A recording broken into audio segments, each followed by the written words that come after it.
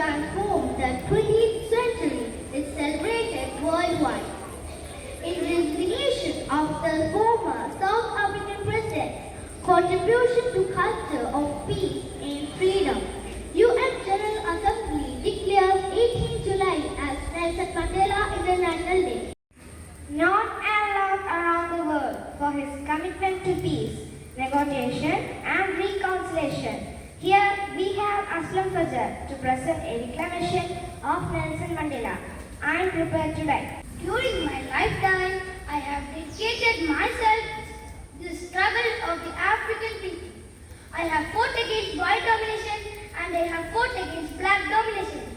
I have cherished the ideal of a democratic and free society in which all persons live together in a harmony and with equal opportunities. But if need be, it is an ideal for which I am prepared to die. Please in your hands to make the world a better place. If you would like to donate your own time to public service, here are some things you can do to take action and inspire change. Make a new friend. Read to someone who can share knowledge. Make them aware of an opportunity. Support poor in obtaining justice. So friends, let us focus on hope, unity and a brightest future like Mandela.